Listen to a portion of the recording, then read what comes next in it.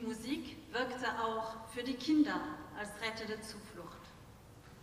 Juliette Mins, die in Gürs zu ihrem 5. Geburtstag das Bilderbuch Monsieur Moustachu, le Jardinier, Herr Moustachu, der Gärtner, vom berühmten Maler Polesvari geschenkt bekam, hat auch ihr ganzes Leben das Andenken an die musikalischen Ereignisse in Gürs bewahrt.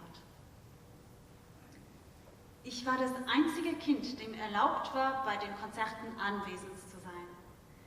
Die Erwachsenen wussten, dass, obwohl ich immer sehr lebendig war, ich im Konzert völlig ruhig zuhören konnte, bis die Musik verstummte.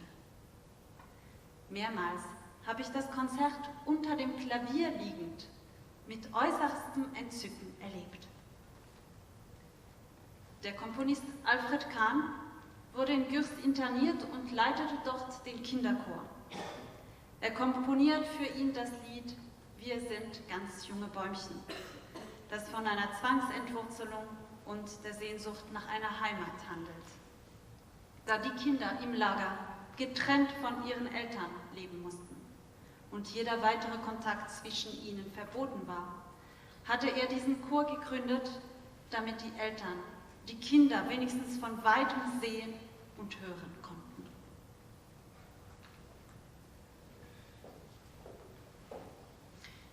La musique servira également de refuge aux enfants.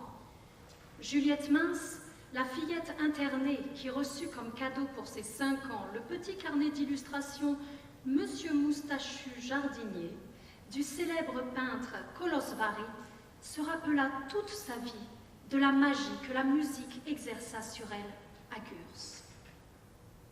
J'étais le seul enfant autorisé à assister aux concerts organisés par les internés. Il savait qu'en dépit de mon agitation permanente, dans un concert, j'étais capable de rester immobile jusqu'à ce que cesse la musique. Plusieurs fois, je suis restée ainsi allongée sous le piano à écouter dans le plus grand ravissement. Le compositeur Alfred Kahn, interné au camp de Gürs, y dirigera le chœur d'enfants et leur composera le chant « Nous sommes de tout jeunes arbres ». Il raconte avoir créé cette chorale pour que les parents, séparés de leurs enfants, puissent les voir et les entendre, car dans le camp, les approcher ou les toucher leur était interdit.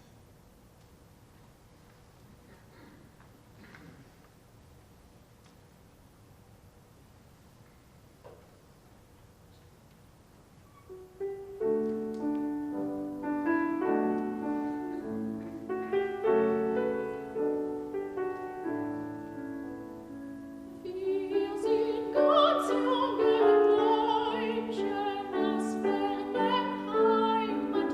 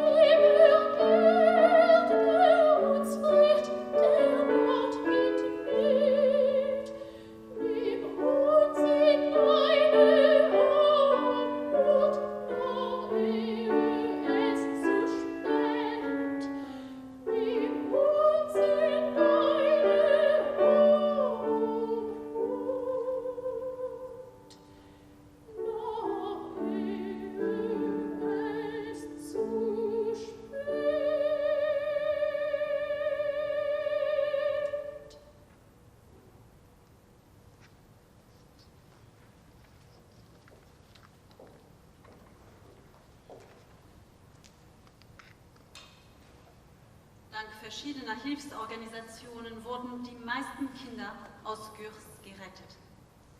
Dies verlangte aber von den Eltern die übermenschliche Kraft, sich von ihren Kindern zu trennen und sie manchmal mitten in der Nacht vor der Deportation fremden Händen anzuvertrauen. Für manche Kinder jedoch hat sich die im Lied besungene Hoffnung nicht erfüllt.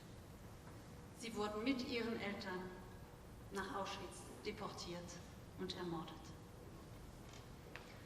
Ab 1942 verstummt das Musikleben in Gürs nach und nach.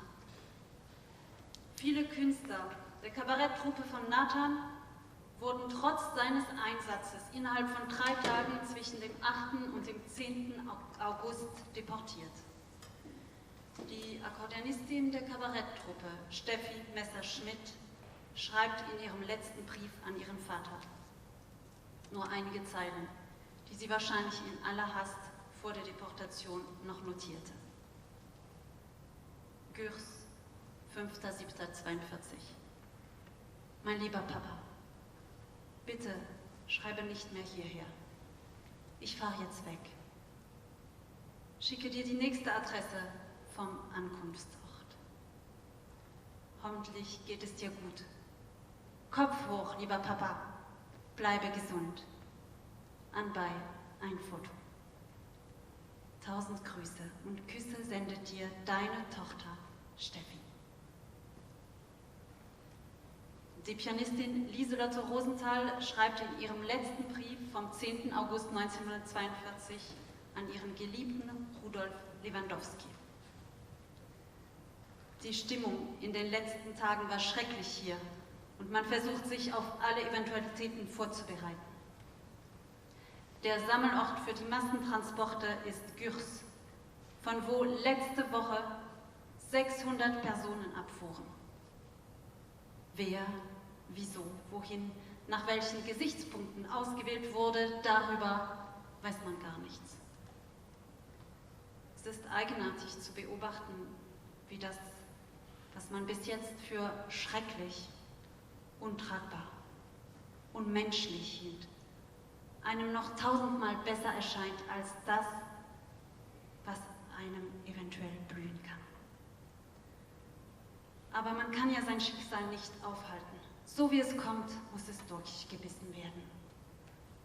Ich umarme dich vielmals, Lieselotte.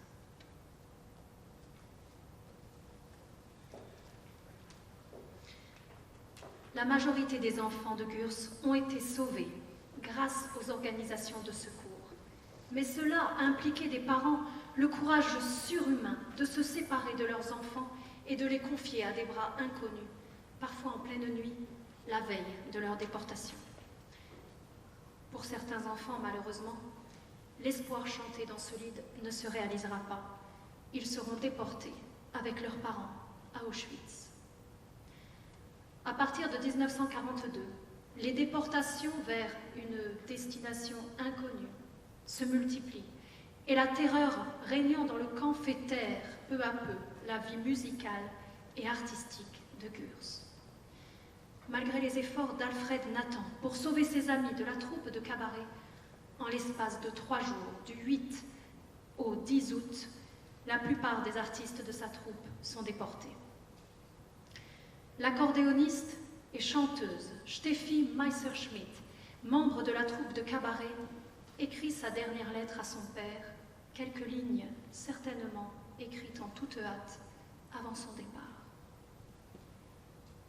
Gürs, le 5 août 1942. Mon cher papa, s'il te plaît, n'écris plus à cette adresse. Je dois maintenant partir. Ici, il y a un noir par la censure.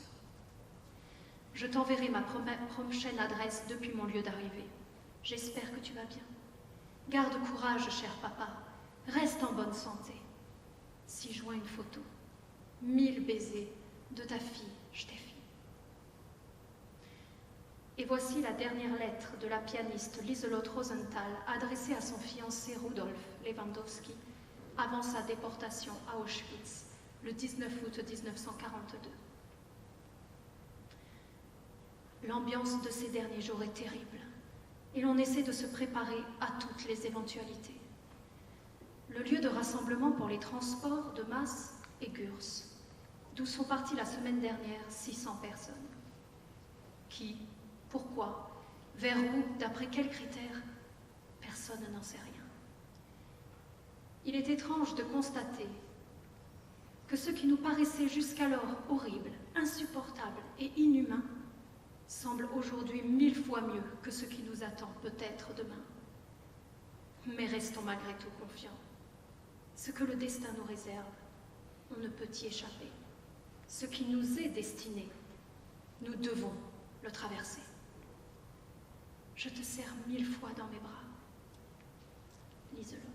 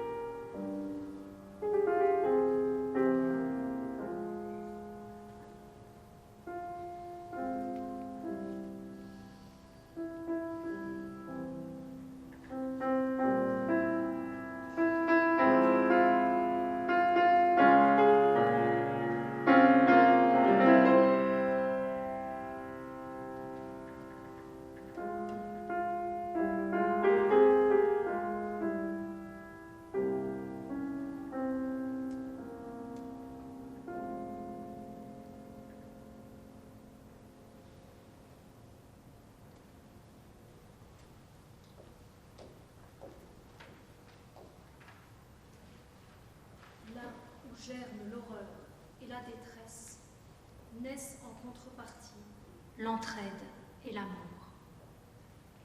Cette lueur d'espoir s'érige comme une forme de victoire.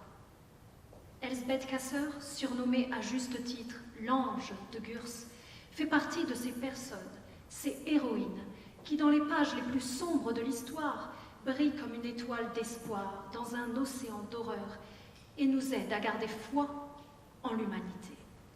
Sans aucun doute, cette infirmière du secours suisse aux enfants est un de ces astres, parmi tant d'autres, comme par exemple Johanna Geismar et Pauline Mayer, toutes deux médecins et infirmières de Mannheim, qui ont volontairement accompagné les convois et les malades dans les camps d'extermination jusque dans la mort. Rolf Weinstock, dans ses mémoires « Le vrai visage de l'Allemagne hitlérienne », témoigne du rôle d'Elsbeth Casseur. Aujourd'hui encore, je me souviens plein de gratitude de sœur Elsbeth du Secours suisse, qui organisait les distributions de nourriture et de lait, et qui, malgré son activité si fatigante, trouvait toujours des mots aimables pour nous. « S'il vous plaît, sœur Elsbeth, oh s'il vous plaît !» Et encore plein de questions qui fusaient de tous côtés. Elle apportait des conseils et des réponses à chacun. Et nous l'apportions tous dans notre cœur. Mais sœur Elsbeth n'était pas là que pour nous. Elle était vraiment dévouée. Et il n'est pas exagéré de dire qu'elle a sauvé la vie à des milliers d'internés. Jour et nuit, par tous les temps, elle était en route pour apporter la nourriture aux malades et aider là où elle pouvait. Avec ses baraques, elle avait créé au milieu du désert un îlot de bonheur. Elsbeth Casseur avait inscrit sur sa baraque surnommée l'As de cœur le proverbe suivant: « Mieux vaut allumer une bougie que de se plaindre de l'obscurité. »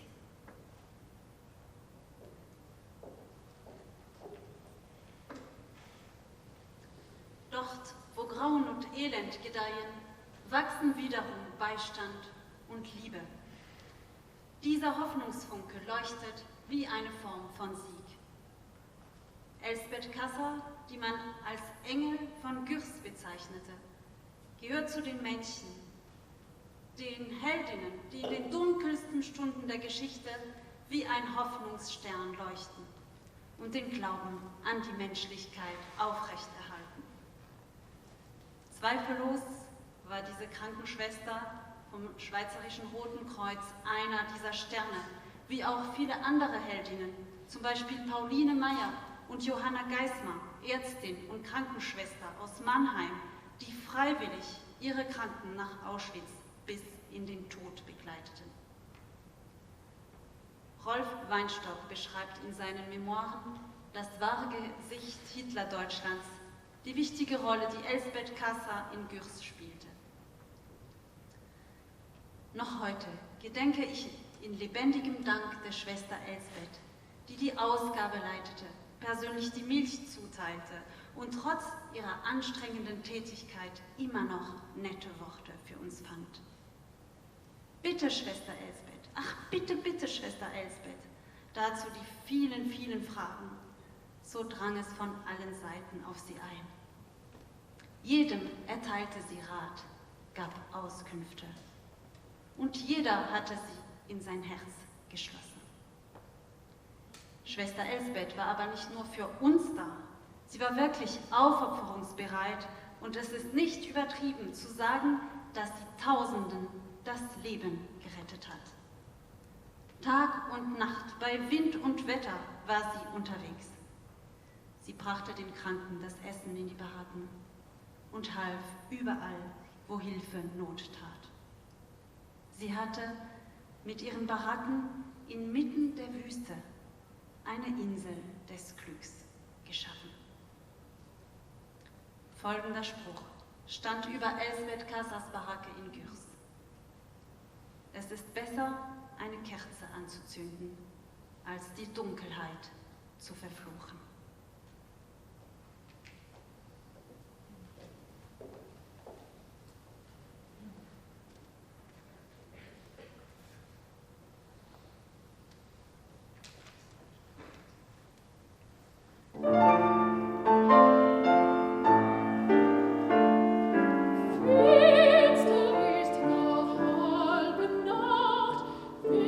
Für uns der Tag beginnt.